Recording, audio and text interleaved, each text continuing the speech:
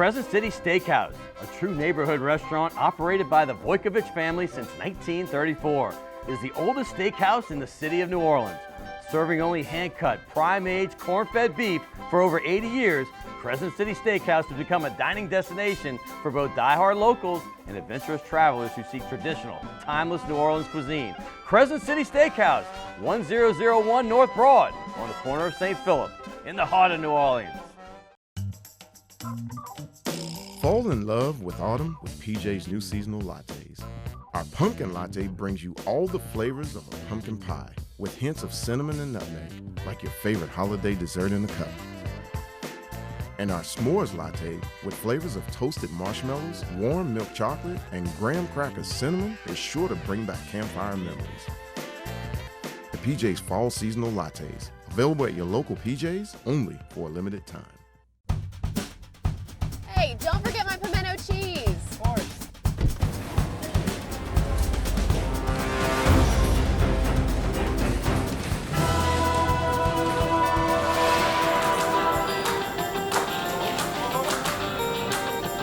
It's okay, I'll take it from here. Hey, you forgot your seat! For the love of palmetto cheese.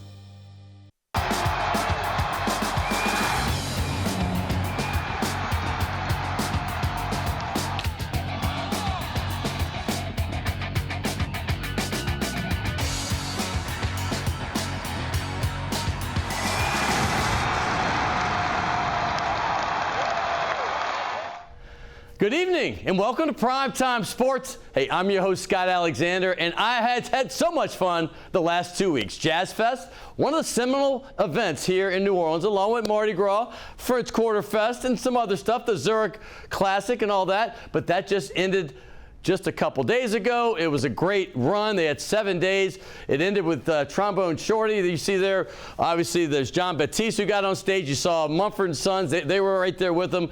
What an ending it was this past Sunday. I tried to go as much as possible. I went to 4 or 5 of the 7 days. It was fantastic. I didn't go the whole days because it's a long day. Sometimes I'd show up at 4 or 5, and I would try to sneak in. No, I had friends give me tickets. It was fun. Good time. New Orleans knows how to throw a party, and so many people came from out of town and had a great time. I hope you were in that number because this was a special, special weekend, and last week was as well. Just a couple rain days, but you know, they got on through, and then the sun would come out and everything was great. But other than that, congrats to everybody that runs the Jazz Fest because it was spectacular, and I can't wait till next year. Hey, but let's talk about the LSU Tigers. That's right, because this is a big LSU show. We've had our big Tulane shows. You've seen those. We had, obviously, you know, the running back, Tyjae Spears, he was in. We've had the coach and some players as well. We have, you know, LSU during the season, it's hard to get them down from Baton Rouge. It's not easy. But today, we're going to have some big ones. We have Brian Kelly. That's right. He is the LSU coach in his first year that took the team that was picked to be 6th out of 7 in the SEC West, the vaunted SEC West. You know the teams that are in there. Before the season, Bama was in the top 2. You had Texas A&M ranked in the top 5 or 6. Arkansas, Ole Miss, they were all like top 10 to 12 teams. Well, LSU won the West, and they did it in his first year. This is a guy, Brian Kelly, who came from Notre Dame, and this guy, Kelly, we know he was there at Notre Dame, went to the national championship there in only his 3rd season, and he has the most wins in Notre Dame history. A lot of people question the hire. They said, man, he's not fish out of water down here. Well, he proved them all wrong, and we're going to have him on today. I cannot wait to see and meet Brian Kelly for the first time. We've met at the Zurich Classic last year, but I have not really had a chance to sit and talk to him, so I'm looking forward to that. And he's going to have a great, great career at LSU. Also, speaking of great careers, there's none better than Kim Mulkey. That's right, Kim Mulkey is the LSU women's basketball coach. In only her 2nd year, you see her there, right there with Brian Kelly, in only her 2nd season, this woman has won the national championship, the first ever for the LSU Tigers. I've known Kim for over 4 decades. We used to scrimmage a good bit back in the day. We get some guys scrimmages and go to Tulane and have some fun. But Kim is a great, great player. She has done great things in her career. She's a 2-time national champion as a player. She's a 4-time national champion as a coach, including this past year with LSU. Her numbers at Baylor are absolutely spectacular, and she had a great career also as an assistant coach where she played college at Louisiana Tech under Leon Barmore, and she was an associate head coach there for a long time. They won a national championship as well. There's winning in her blood. And I'm going to say this, her last 11 years at Baylor, how about this number? 180 plus wins in the conference and only 9 losses. You think about that. That's an average of going 19-1 every year. Spectacular. And she's doing it at LSU. She's 60-8 in only her second year. We're going to talk to her as well. I cannot wait. But she has just won her 4th title. Only Gino Auriemma and Pat Summitt have won more in college basketball history. Also, we're going to, how about LSU baseball? This was not the best weekend for them. They went in, and Auburn had a plan. They were going to give up game 1. They put their best pitcher in the second game. LSU did as expected. Paul Skeens is an ace. They won 3-0 in that game. And then game 2, they lost a close one, 8-6. So now they were in danger of losing their first series all season. They've been number 1 the entire year. And as you see right there, Auburn, just like they did last year, won the series on Sunday. They blew LSU out. So maybe this is the wake-up call that the LSU Tigers might need. You know, they've been number 1 wire to wire until May, which is this week, and now they're number 2 behind the Wake Forest Demon Deacons of the ACC. Also the NBA. You know I love my basketball. I love it. Last night, the Golden State Warriors looked like they were dominating this game. They were up pretty much 8 to 12 points most of towards the 3rd and 4th quarter. Man, Los Angeles Lakers behind LeBron and Anthony Davis, and particularly the young gun who had 0 points. Lonnie came in and got 15 in the 4th quarter. So they are now down 3-1. The Warriors are, and 95% of the teams that go up 3-1 in the history of NBA basketball have gone on to win the series. However, last series, just this season, the Warriors were down 2-0, and they came back to win that one. And how about what happened also? The Miami Heat, they were an 8th seed, and they were one of only 5 teams AC that beat a number 1 seed last round. That was the Milwaukee Bucks. Well, they're going to make some more history maybe, because last night they went up 3-1 against the New York Knicks. And now you could have an 8th seed that could be in the conference championship between the winner of the Sixers and Celtics. And speaking of that series, that resumes tonight. How great has this one been?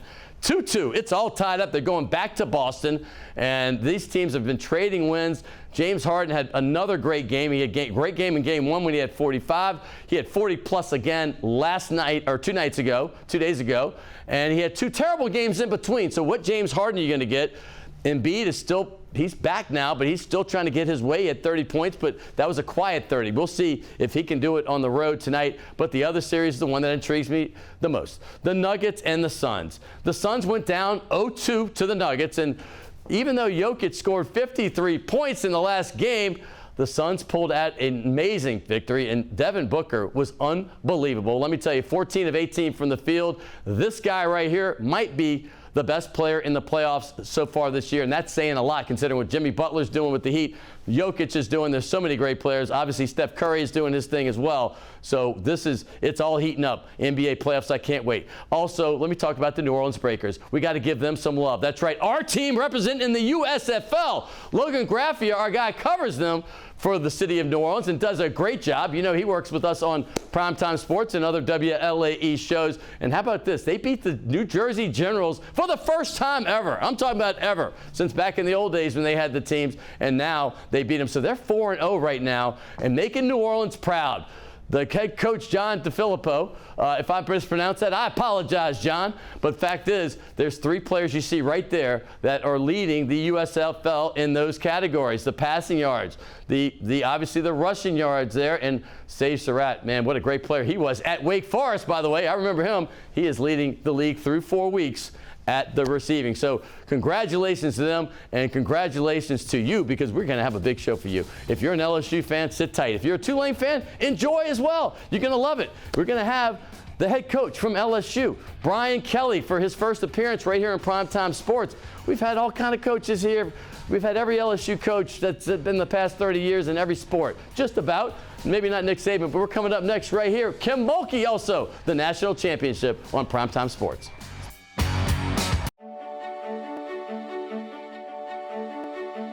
Sundays at 6:30 p.m.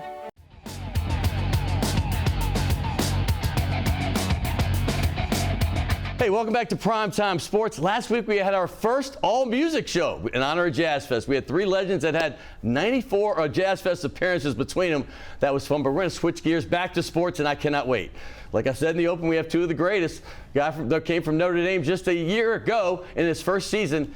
He went to the SEC championship game. They were picked 6 out of 7 teams in that league. This is a 3-time NCAA Coach of the Year. He's also a 2-time Division II Coach of the Year.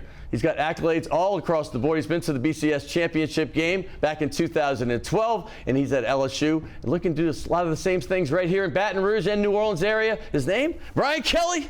Pleasure. Welcome to the show for the first time, my friend. My pleasure. Yeah, great to be here. But the first coach I had on from LSU was Jerry Stovall, who obviously played in 1961. It was a runner-up to the Heisman. And he had a little run there in the early 80s. And we've had on Les Miles, Coach O. But we've never had a coach that had the resume that you had when you came to Baton Rouge. And when I looked at that, I'll never forget, I was with WWL in the studio, and we got the word that you had come to LSU. And everybody was trying to think, they thought they'd had the inside information from Scott Woodward and who it would be. And I know you've been asked this a million times, but the first time I've sat down with you, what was your thought when first time somebody came to you with the idea of LSU? I said no. But Scott's very persistent. And, you know, as he continued to present the opportunity here at LSU, it continued to interest me more and more. I felt like Notre Dame was going to be my last job. Of course, right. But as he talked about the SEC and the landscape of college football, and then the resources and the alignment, it just made sense to me, given where we had taken Notre Dame's program from where it was really not part of the discussion. Right. It wasn't like Notre Dame. No. You guys brought it into the discussion. And now we had brought the program back. It was, in my estimation, it felt like the last challenge for me was to bring LSU back to national championship form. And finally said yes, and excited that we did that. Well, the family is always a big part of this decision. And that's what I have to think, because, you know, the family coaches, I'm friends with a ton of coaches, and obviously it's not a job that you're going to be at forever. They're hired to be fired sometimes. But when your family comes, you know, I've lived everywhere. You played, you coached at Grand Valley, obviously Central Michigan. We all know Cincinnati, Notre Dame. Yep. But when the family comes with that, you say, hey, I'm thinking about going to Baton Rouge. Right. Now, that's a big difference. How does that get presented by you, and what do they say? Well, I think early on in your career, you know, if you were saying, listen, we're going to go to Louisiana, it's probably not LSU. It's probably a smaller school. Sure. I think you probably met with more hesitation. But, you know, as you're more established and, you know, you've got a place in Florida and we've got a place up in Michigan, you know, it's easier because my wife now is like about the season, right? Sure. So she loves football. So she's like, oh, I think I got this down. I'm going to go down for the SEC season, which I want to watch SEC football. Right. And then if it gets a little hot, maybe I'll go up to the lake house. That's it. Maybe if it's a little too cold, I'll go down to the house in Naples. So she's got this figured out pretty good. And as a family, my daughter, you know, she's in the master's program at LSU. Nice. So she graduated from Notre Dame. She came down and she loves it. My son's working for me.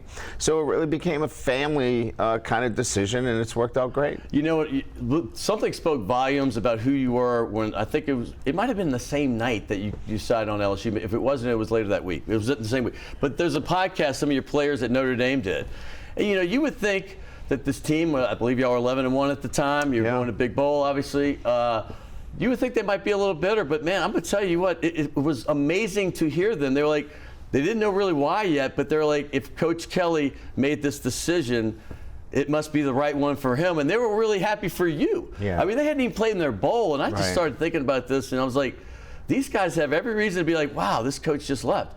But they didn't do that. And that spoke volumes about what you are to them. Yeah, I think it said a lot more about the way we had created an atmosphere for them to be successful and to handle anything that came their way, whether it was good or bad. And we always presented them the opportunities that if it was a better chance for you in the NFL, we were going to provide that opportunity. So I think they looked at each situation and said, Coach has always been fair to us, and if he felt like this was a better opportunity for his family, we're going to support him. So I think it's just about the culture that we created. It was amazing culture. I'm going to take you back because this is your first time with me. Yep.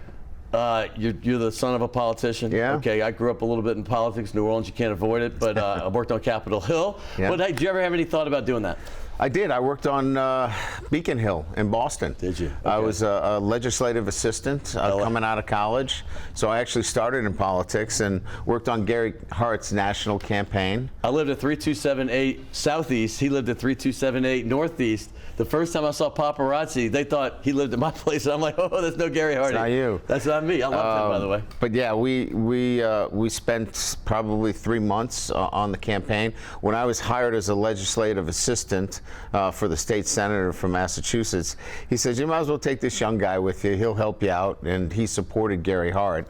So I was very fortunate right out of college, got a chance to do some work. I was a congressional whip to the National Convention in San Francisco. So got a really good understanding of national and state politics early on, and then said, I want to go back to football. You want to go have some fun, right? Yeah. I know. After 4 years of being on the Hill, I'm like, do I want to do this the rest of my life or get into sports? Yeah. I think it's a no-brainer there. We both got back to sports. Yes, we did. And let me say this, you did it right away. I mean, you were obviously a grad assistant at your own school, right? Yep, and then you Assumption. went on Grand Valley. But I want to talk about that period real quick for a brief second, because you won 32 straight games at one point at the end, obviously 41-2 the last 3 years. 2 national championships, and that you were there a long time. The longest you've been anywhere, 17 years or so, right? Yeah. If you count assistant coach, graduate assistant. But, you know, I think that's where you learn how to do the laundry. You do all the jobs. You figure out how to really run a program from the ground up. And like anybody else in this business, you want to know all of the things that go to winning. And I think I learned so much about the other positions, from the equipment manager to strength and conditioning, all the things that affect winning. I learned about those things at Grand Valley State, and it helped me at each position along the way. I mean, you look so young to me right now. I'm being honest with you, because you're basically right there at 300 wins almost in your career. Yeah. And when you think of 300 wins, you think guys like Bear Bryant that are like there. But you got to Cincinnati after Central Michigan. I got to throw this out because I don't think LSU people know your timeline a little bit. 3 years and 3 times Big East Coach of the Year. I'm not sure if that's ever happened anywhere.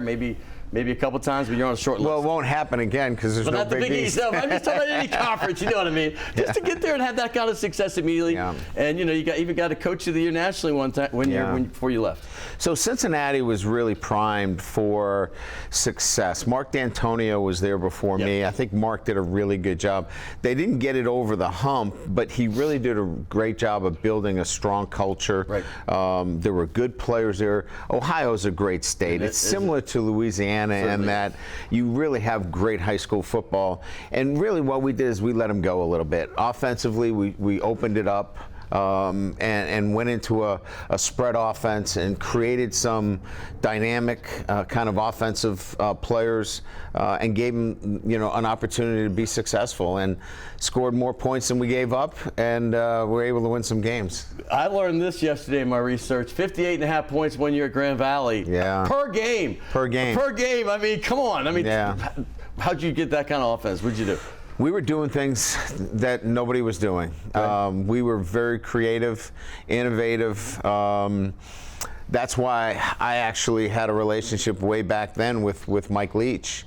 Nice. When he was at Iowa Wesleyan, and we were sharing some things that nobody was doing way back then. And today, it's funny, I'll go into an offensive staff meeting and they go, hey, we're thinking about doing this and this. I go, I did that about 25 years ago. Back in 93 maybe. Yeah. Speaking of Mike Leach, I got to say this because I've been with Tim Brando for 30 years, and now Fox, we do the Big 12, Pac-12, Big 10. So I've been in many of those meetings as you have with those, the crew, the producer, the guys announcing. You said, what was your? I mean, he just passed away. Obviously, yeah, I mean, that's just a sad thing. But what's your remembrance? Just nobody that was more genuine than Mike Leach. Look, he was going to tell you exactly the way he felt. There was no BS, right. And look, at the end of the day, you want to be around genuine people, and he was a genuine person. He loved what he loved, and you got what you got from Mike Leach, and he was obviously, from a football standpoint, he had a system that he believed in, and he stuck to it, and it was sad that we lost him so early. It really is. And I'm going to say this, I'm going to go to your next step at Notre Dame, because as a kid, there's 2 games before I was 10 that I totally remember. And one of them, I was at both of them. One of them was when LSU lost to Tulane in Tulane Stadium and 84,000 people in New Orleans at the Sugar Bowl Stadium, 14-0. As a kid, I grew up right next to that stadium. But the other was Notre Dame and Alabama. They beat Alabama, I think it was 24-23. It was the Sugar Bowl. It was at New Year's Eve. And Alabama still got the championship, even though they lost that game in the UPI part of it. But when you get the job at Notre Dame, I mean, let's be honest, growing up there, you hear Alabama, Notre Dame. As a kid, we're close to the same age. That just seems like the holy grail, right? And what was your thought when you left Cincinnati after 3 successful seasons and they said, hey, we'd like you to be the head coach, where Newt Rockne was, Eric Parsegian, Lou Holtz, all these legends? Yeah, it's a good question. I think at the time I was honored to be considered for the position, but I never really let it get to me in a sense of, you're in this incredibly hallowed ground, because I don't think I could have operated, and done the job. That's true. That's a good point. Right? That's a good point, man. And so what I try to do is respect the position and what it meant to be the head football coach at Notre Dame, and live up to what the expectations were. But each and every day I had to be me. I couldn't be somebody else, because I think I would have probably not done the job the right way. That goes to the next question then, because you had to be you. You chose LSU. A lot of people up there, a lot of people nationally were stunned, right? I mean, you saw the talk shows. I mean, you heard them. But you gave us pride. I'm going to say this, as an LSU grad, I hate to say us. I'm not supposed to say us, we, but I'm not in the media technically anymore. I'm more entertainment. Because, they had, the 15-0 season. That was magical. We'll never forget 2019. They'd fallen on some hard times for a couple seasons. But when we're like, hey, we are somebody. This guy from Notre Dame, who has the most wins in Notre Dame history, is choosing to come to us. Now, in that whole decision, we talked about why you made it, but when you come to that first press conference and you see with all this purple and gold, what's going through Brian Kelly's head? Another challenge, another opportunity to take over a program like Notre Dame that, look, I look at it like this. It's a Fortune 500 company. Yes, it is. And it had fallen on some hard times, but has the resources to be great. Right on. And that was similar to the Notre Dame situation. Their reasons for not having success were different than LSU's. And so I just felt like this was the next challenge that was presented to me in my career, and I was excited about it. I read a quote before the season. You said, we're going to have a darn good football team, right? And you're getting picked 6 out of 7.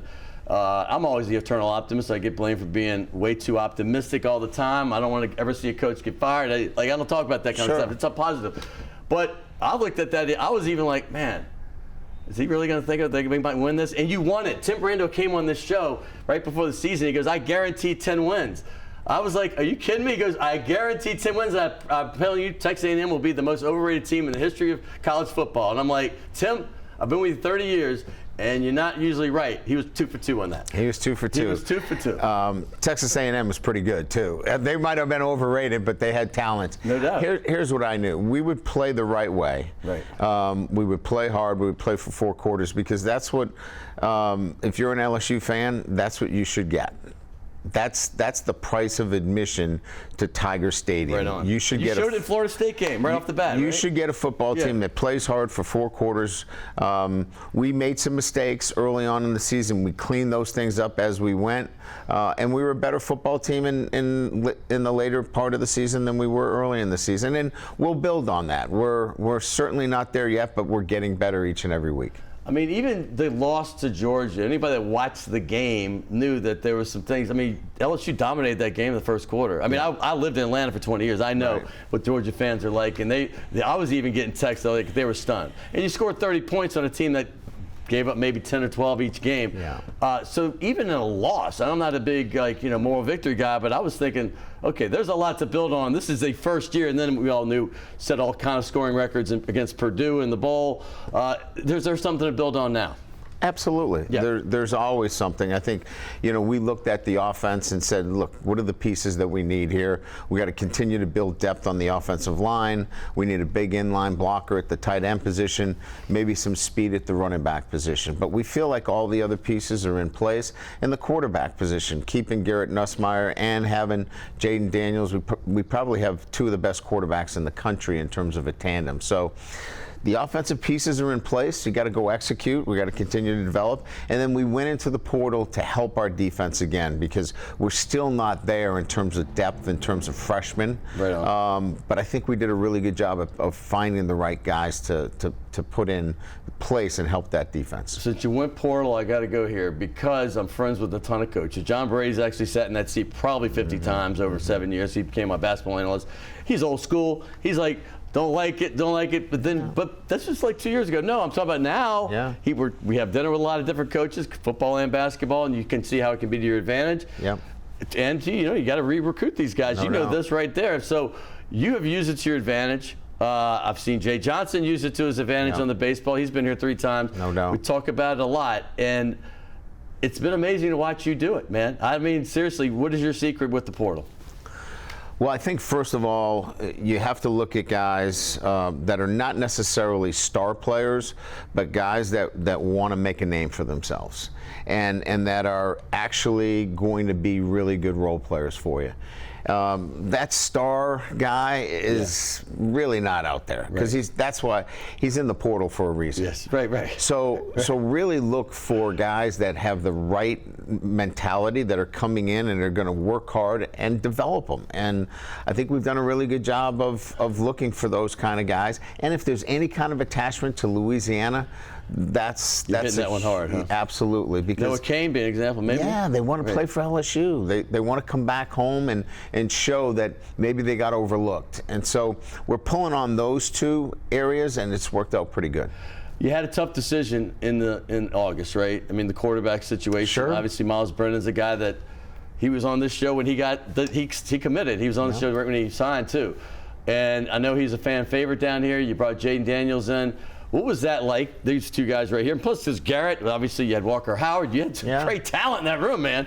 But what was that like for you as a guy not from here having to make that decision? Well, I think what's most important is you give them all an opportunity, and you've got to be honest with them. Yeah. You've got to be transparent in what you're doing and showing them, here are the reps, here's how it's going, and then you present the information to them. Right, and that to me is the way I'd want to be treated. Sure. Here's how this thing's going, this is what it looks like, and then guys make decisions based upon the information that they see. If you're trying to give them a line and tell them that it's something that it really isn't, that's where you run into problems. So I think we were just honest, we were open, we showed them the data, and then decisions started to be made after that. He's a good kid. How did he handle it? Great kid. I mean, how did he handle it? I mean, it's tough. It's tough because like an extremely mature, professional young man would, and that's why he's going to be successful in whatever he does, because he's going to handle situations in his life, business, and he's going to evaluate it, and he's going to make a decision and move on from it. And as Michael Bonnet, I'm sure he was over there, your SID, I mean, for years and years. I remember when Joe Burrow came, and I remember, Miles' dad being a little upset about it. Miles is like, hey, I got competition wherever I'm at. That's right. And that's just the kind of human being he is. Yeah, I mean, I think, look, he can stand on his own 2 feet. Sure. And that's what separates him from maybe some of the other quarterbacks where they need guidance from somebody else. Miles didn't need any guidance. Right. He was able to make his own decisions, what he wanted to do, whether it was come back to LSU or leave LSU. He was able to make those decisions on his own, and good for him. That's why he'll always be welcome back to LSU. Let's talk about the guy that won the job, because it has been so much fun watching this progression. I'm going to tell you this real quick. I've been on Fox Crew for years. One of our guys, an Arizona State guy, and he talking about this dude for years, and we'd see flashes. But watching from first game, when that second half comeback, and granted, a lot of that was him. He had help, but But going to the end and watching the Alabama game and just seeing, with Tim Brando, Spencer Tillman, we got on top of the bar in Kansas and we were dancing, literally for real. Not Spencer, but me and Tim were. Right. But the fact is that Spencer wasn't. But he wasn't. But he was shocked. He went for 2, and he was like, he made it. But the fact is like, when you see this young man, and I don't know how much you saw him obviously at Arizona State, if you were paying that much attention, and you've seen this season, is it like almost like a dad watching him grow? Absolutely. I mean, that's why I'm in the business. I mean, I'm in the business. Look, I know I'm hired and fired for wins, right, and losses, but it's about the player development is what keeps me going for 32 years. And watching him develop is really my why. That's why I do it. Yeah. And so to see that progression through the year is the motivating factor. And like you said, that Florida State game in the first half where he couldn't make out the difference between, man coverage and zone coverage to when we get to Alabama and he's checking plays at the line of scrimmage, that progression is what this is all about. In that season, right, you lose that first one in a heartbreaker, great comeback, and that showed me everything, by the way. Yeah. I literally can see the dome from my window. I'm on the 21st floor. I'm looking down at it. I was at the game, came back, and I watched the game again at home right after it, and I'm like, this fight I saw, that's what tells me everything I need to know about this coach. Yet they fought back when it looked like everything was against them. But then you won the next 4. Then you had the tough loss at Tennessee, right? Yep. But then the next 2 games, this is when I'm like, wow, if they can win one of these 2, we got some hope here at the end. You beat them both. Ole Miss, number 7 in the country, undefeated. People forget that because they slipped in, but they were powerful. You took it to them. You went down early and took them to the woodshed. Then you get the break and you go to Alabama. Everybody's like, okay, there's hope. But in the back, deep down, Alabama always rips LSU's heart out, at least the last decade. And then that win, I mean, what was the emotion and the feel for that 3-week period, because we had the break, of those 2 games in particular? Well, I think, first of all, we'll take the Tennessee game. I think that there was a true disappointment in their inability to execute at the highest level. Yes. And that was a turning point for us. Right. Because they knew that their lack of execution was the reason why they lost. Sometimes guys don't know why they lose games. They just have no idea. Like, they kind of go and stumble into the next week and go, well, we stink. We don't know why. They knew why, and they changed the way they prepared. And so their preparation was so much better the following week, and you could see their execution level was so much higher against Ole Miss. Then they had the week off with the confidence that they knew if they prepared even better, then they had a chance to beat Alabama. So it was really the loss and how they saw the loss that really changed the trajectory of the rest of the season. Honestly, even as you're a coach, man, and I've been around this for a long time too.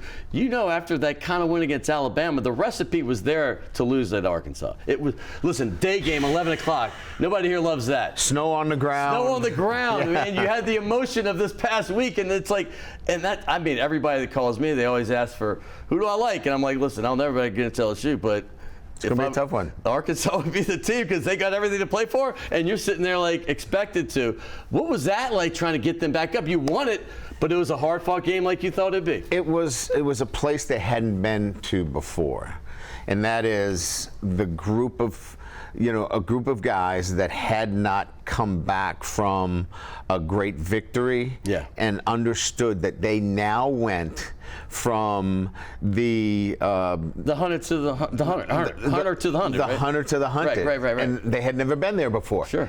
And so that transformation was taking place. And I could tell them about that all week, but they had to go through it. And so they just had to be gritty, fight through it, find a way. And all I cared about is just find a way to win. I don't care if it's 8-7. Exactly right. 6-5. It was close. What was it? It was 17 or 17, 14, like that. Something like that. You got the W. That's all that matters. We just need to find a way to win the football game. Against a team that was pretty darn good. This wasn't any old team. You saw how they played later in the season. They beat Ole Miss at Ole Miss, and so it was a good football team. We just needed to find a way to win. Well, speaking of that, the SEC. I mean, what I loved about Notre Dame, there was every week you're playing a Power 5 team. Yep. Right. But now you're in the SEC West, and I mean, I feel for every coach that's in the SEC West because they're all great. First of all, the coaches. I mean, you look at the pedigree of these coaches, but look at the teams, and it's like each week. I mean, you wanted the challenge of the SEC. Yeah, I think the thing that has stood out to me, I've said this several times, is when you go on the road in the SEC, the environment on the road in terms of, we go to Auburn. Auburn's having a down year, and it's sold out, and nobody's leaving. They're staying there. That's always the classic. You go to Florida, and Florida is a difficult place to play, and they are into that game. And so when you go on the road in the SEC, you better be ready to play because it is an incredible environment. I remember John Robinson. It was not Robinson. It was McKay, the coach at USC before he came down here, and he goes, I walked on the field, and this was, I believe, 78, 79. He goes, and I smelled bourbon in the air, and I just thought I felt like Daniel in the den of lions, right? He said we were out there, and then LSU almost won that game. It was a close one. Charles White was the Heisman Trophy. I mean, when you go on the road in the SEC, you mentioned the Swamp. I've been there, man. I've been to every SEC stadium too. It's just like you said. It is. I don't care who you are. It's going to be a battle. And to me, building that mindset last year is going to help us this year because they know what to expect. There's enough players on this roster now that knows what kind of preparation is necessary. What did you get out of the spring? We were able to work on things that we couldn't work on last year. Last year we had to learn how to practice. This year we're able to work on individual technique and working on getting better as position groups. We couldn't do that last year. We give gifts on this show, but we also sign balls.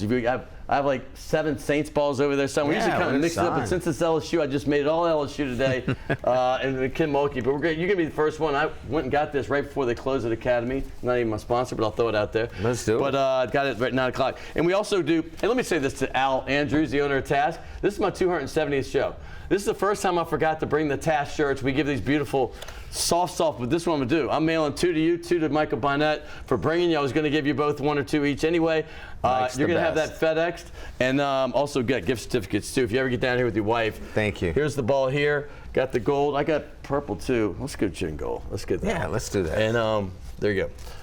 So here's a gift certificate to Shays de la Shays, which is, there's 2 of them. You might know the one on St. Charles, Michael. There's also one on Uptown on Maple Street between Carrollton and Broadway.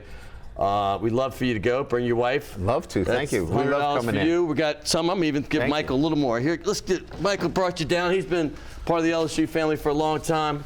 Mike is getting taken care of. He's the man.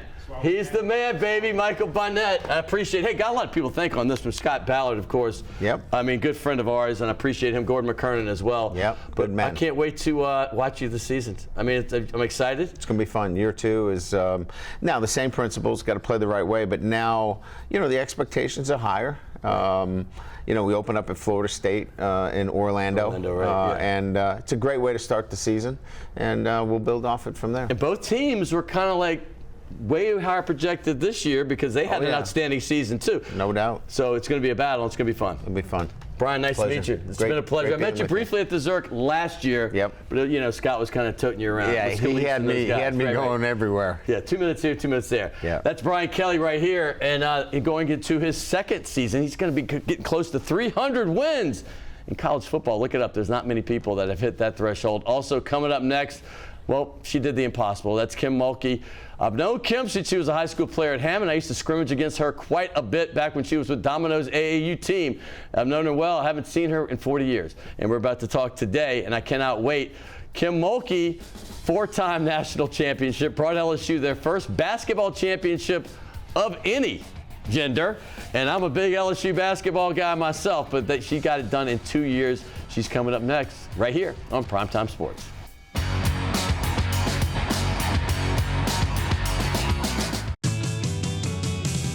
Rock and roll will never die. It's old New Orleans, my oh my. Come on, baby, let's go rock and roll at the city lane. All night, let's roll, let's rock and roll. Baby, do the rock and roll. At the mid-city lanes, the home of rock and roll. Max Durbus Realtors has been providing commercial and industrial real estate services to its clients for nearly 100 years. Since 1934, Max Durbus has been locally owned and operated throughout the greater New Orleans area, including the North Shore, Hammond, and even the Mississippi Gulf Coast and beyond. We focus on your commercial real estate needs so you don't have to. More information is available at 504-733-4555. The recent devastation from hurricanes have caused insurance companies to significantly raise their rates. However, most of them are offering large discounts if you install a fortified roof system, which uses larger nails and has a much stronger, resilient base underneath the shingles. The fortified roof professionals at Skyline Contractors can install these new roofing systems for you. More information is available at 504-355-6845 or at skylinecontractors.us.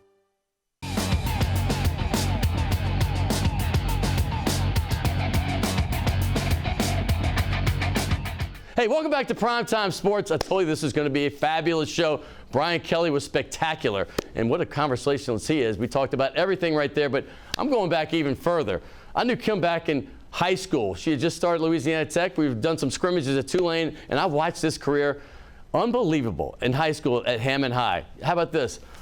4-time state championship, over 4,000 career points, and even in 8th grade they went undefeated. This is winning is in the blood. 130 wins at Tech as a player, and only 6 losses, 2 national championships right there. Let's proceed to the assistant coaching career. Just excellence all the way through with a national championship in 1988. Incredible career right there with Leon Barmore as an associate head coach and a little bit of assistant before that. Then she goes to Baylor and the floodgates just get wide open. I'm going to say this real quick. The numbers are stunning. Even in the first 10 years, she's winning 328 games, but those last 11 years spectacular in conference alone in the Big 12. 186 wins and 9 losses. Think about that. That's in the conference. And when we're talking about what she did overall, the 88% winning in her career is something. But those years, those last decade at Baylor, you're talking about 94% winning. That is unheard of. In LSU, she's doing the same thing. She took over a program that wasn't doing well, just like at Baylor. Baylor had 7 wins the year before she got there. They were in the tournament every year. They had 20-plus wins every year, and for the last 11, 30-plus wins, and even a 40-0 season back in 2012. Yeah, I used to be an agent, and I wish I was hers, because she has done incredible things. But LSU, 60-8 over 2 years, winning the national championship in the second year. I'm a huge Dale Brown fan. I'm a huge John Brady fan. I love LSU men's basketball. They have no national championships. This woman did it in her first season, and it is a spectacular thing to watch. And here she is right here. Her name is Kim Mulkey, and she is a Louisiana native, as you know. She left to go to Texas for a couple decades, but she's back home. Welcome to the show, Kim. Well, thank you for having me. And yes, I don't have an agent. Maybe I need to hire you, because listening to you talk about my resume, sometimes I probably need to be reminded of that and not take it for granted. It's really unbelievable. Listen, and I love this. I'm going to say this real quick. When we had those scrimmages, I'll never forget, we're guys. I know we're a couple years younger than y'all, but we're playing over at Tulane. I'm thinking, man, I know Janice Lawrence is great. I've heard the stories about Kim Mulkey, but I'm thinking we all of us played high school basketball. I'm thinking we're gonna run this thing. You guys whooped the heck out of us a couple times. I mean, I'm talking like I was stunned, and then from then on, I've become a fan of yours and Janice's throughout your college career, and I've watched you as a coach. But let's go back to those early days when you grew up in Tick Fall and you played for Hammond High. What are some of the early remembrances of your playing days besides the 4,000 points and the 4 state championships? Well, if we go way back, let's start when I won my very first trophy in a skating marathon. I skated nonstop for 23 hours and 55 minutes. Are you kidding me? And I won my first trophy. I came in 4th place. The 3 that finished ahead of me were adults, and I was young. I used to love to roller skate every Friday and Saturday night. That's what I did.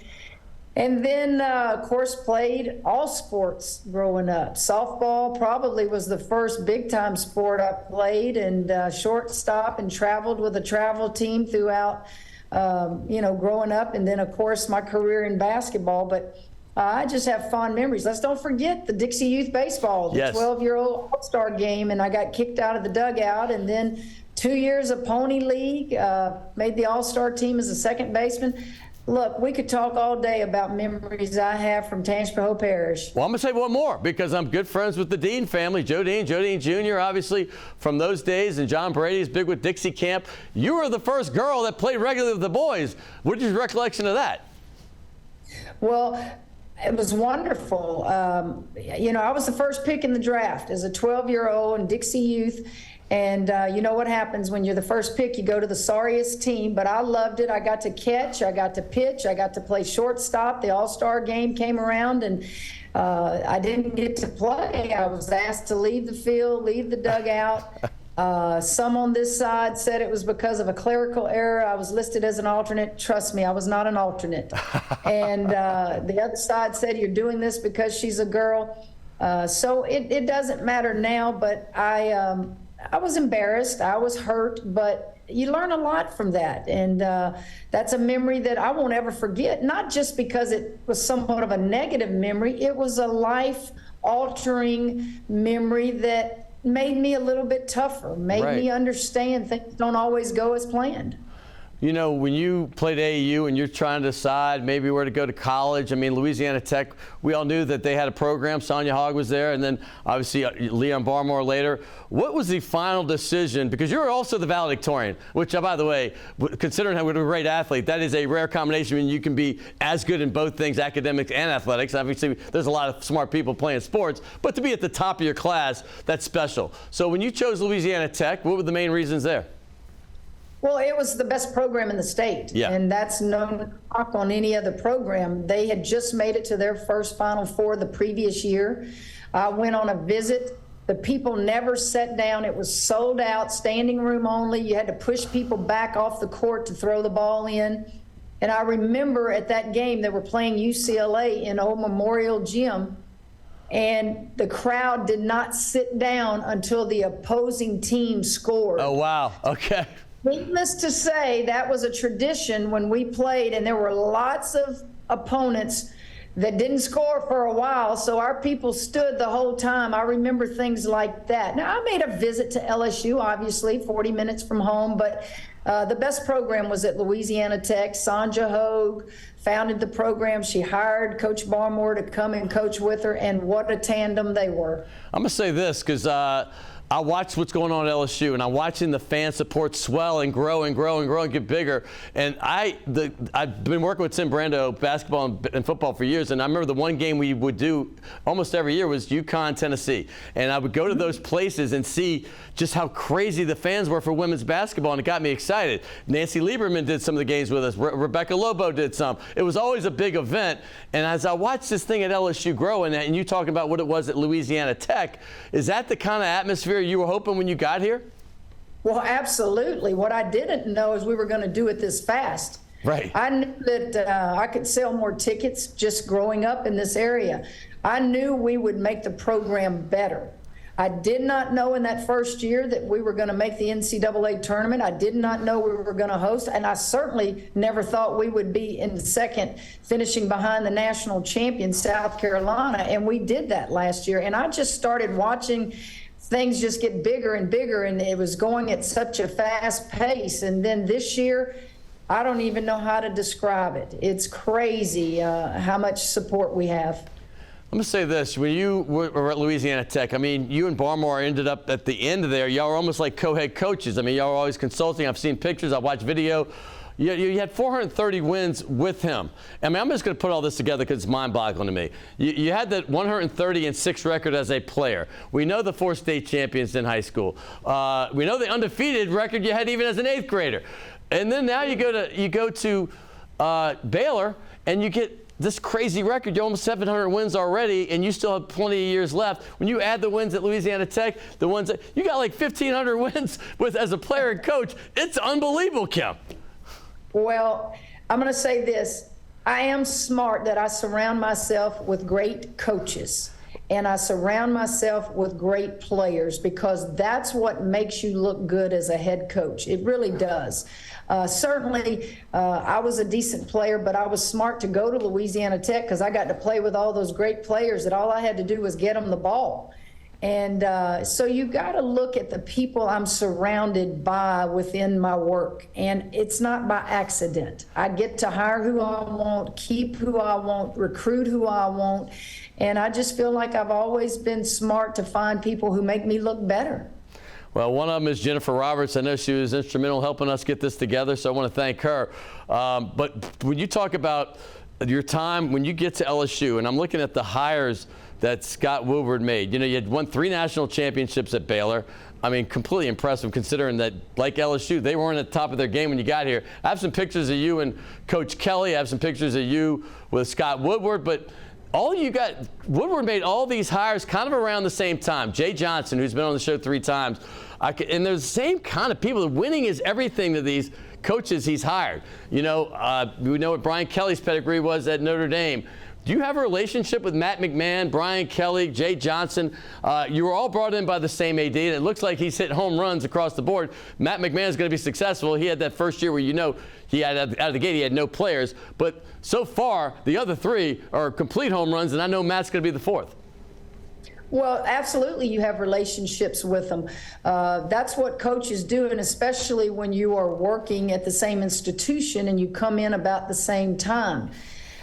Coaches will text each other. You know, we'll watch a game if we're not there in person, and you just say, you understand what the average fan does not understand about our life. And it might be one sentence. It may be just an emoji. That's how coaches communicate. We don't have time to sit down and go to dinner together and all that. Sometimes in the off seasons, we can, you know, grab lunch and things like that, but you certainly have the same mindset. And Scott Woodward did. He came in here. He hired a lot of new coaches. And, you know, Scott's from Louisiana. He understands the fan base. He went to LSU. He understands sometimes they're out of control and they're fanatical and not true fans because everybody wants to win yesterday.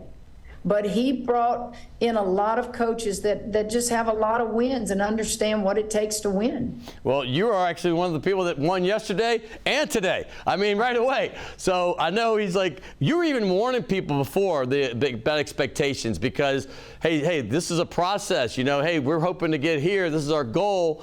Obviously, anything more than that, it's great. But let's talk about that run because I'm watching the whole run. I mean, I remember the Utah game. You know, that was the team that was seated above LSU, correct? I mean, weren't they the 2 seed and LSU was the 3 or was it 1 and 2? Whatever it was. I remember people forget that's a Sweet 16 game, and it was a good game. So talk about this tournament and the wave of emotion you went through it all the way to the finals when y'all won it. Well, we got to host the first and second round game. And so when you win those 2, you get to the Sweet 16. We then had to go play Utah and Miami to get to the Final Four. Yeah. Utah misses 2 free throws. We're up by 1, and the best free throw shooter for Utah misses. She actually shot an air ball, and then she bricked the second one. If she had to do that again in her career, it would never happen. So along the way of being a talented team, you got to have a few breaks. Yeah. And I will never forget that young lady because that young lady was devastated after that game, and that could happen to us. So along the way of making this run, you got to be good. You got to stay away from injury. You got to have a little luck, maybe a few breaks like that, and then you got to have everybody playing their best basketball. And that is exactly what happened. And I can't explain it to you, but it happened. And then the other breaks would be like Iowa upsetting South Carolina. That was a break really in our favor somewhat because South Carolina had already just drilled us earlier in the year. So I just look back on this year and go, wow.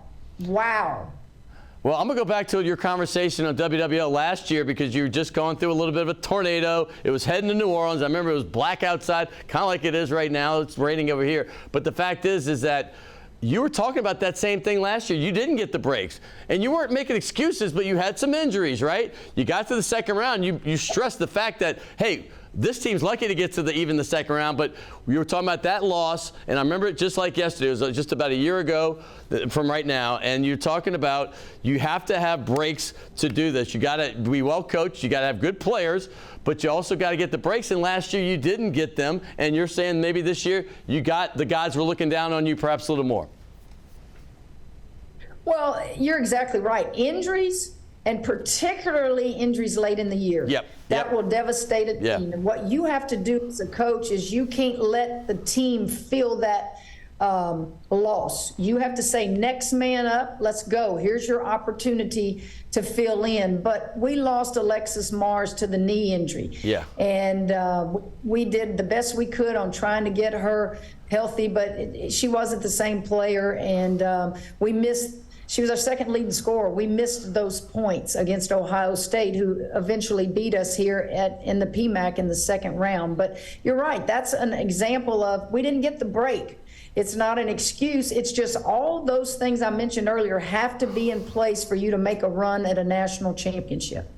Hey, I'm going to say this. Gordon McKernan, I've known him for 40 years. We play a lot of basketball. I know y'all, back in the day, that is, but y'all have become good friends. And he was here talking about NIL and how it got started at LSU.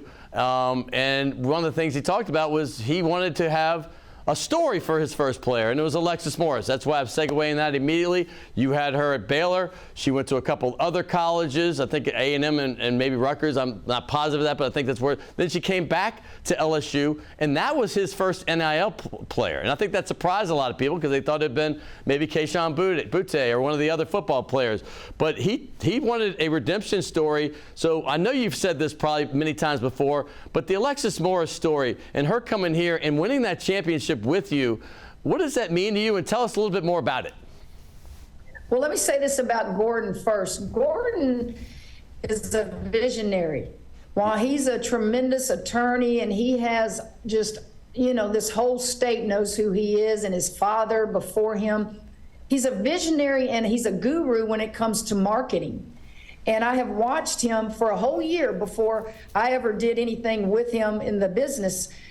Because one, I wanted to get to know him. I wanted to know what he's about, because just like in basketball, you have good coaches and you have bad coaches. And in being in the attorney or being in the lawyer business, you got good lawyers and bad lawyers. But I wanted to know Gordon, the person.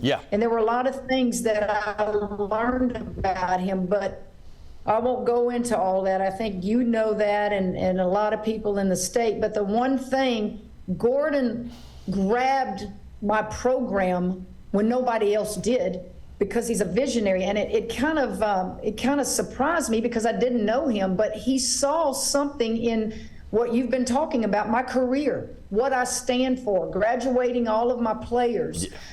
He did his homework, and it was just kind of impressive to me that he had this vision. And he did the NIL with Alexis Morris based upon second chances.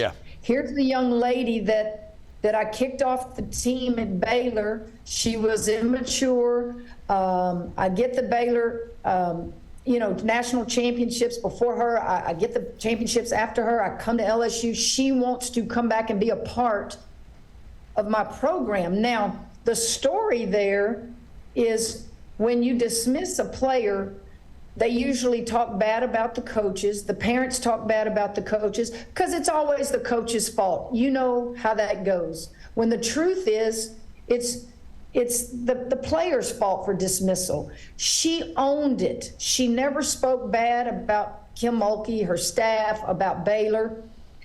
And that in itself is the story that I think Gordon and other people saw, that this young lady is having an opportunity to come back because she owned her mistakes. She did not blame the coaches. And we don't see that, Scott, this day and time when kids are dismissed. It's always somebody else's fault. And so for Gordon to do the first NIL with her, it made her realize you will be rewarded in life. Just do the right thing. Kim, I knew that we should have gone about 30, 40 minutes on this, but unfortunately, my last guest, and I got to go. But here's the thing. Sometime this summer, I want to talk about the national championship. I want to talk about your relationship with your kids because I think it's special. I've seen so many pictures of y'all together when they were young, winning championships and on the ladders and stuff, and I think it's such a warm feeling. And watching Kramer, his success at LSU, I'm literally down to 35 seconds, but I'd love to talk about that and then talk about the transfers you have coming in, talk about Angel Reese, and obviously the great season that you had, but I'm down to 25 seconds. Can we do it maybe 3 or 4 months from now and come live? You bet. All right. You bet. You know how to find me. Let's see. You just find me and we'll hook up and we'll get it done because I do have lots that I would like to say about this wonderful team and just about my children. My children are my life. Yeah, and I see and that. my grandchildren now, man. My That's right. grandchildren. Cannon, you got Cannon. Hey, we're going to talk soon. I got to go, Kim, but you're the same person I remember from 40 years ago. So I love you, girl. You don't change. You don't change. Go Tigers. Go Tigers, baby. All right, that is Kim Mulkey. And that was Brian Kelly. And Scott Alexander's got to get off air. A lot of people to thank. Well, you know who you are. I'll thank you next week right here on Primetime Sports. See you then.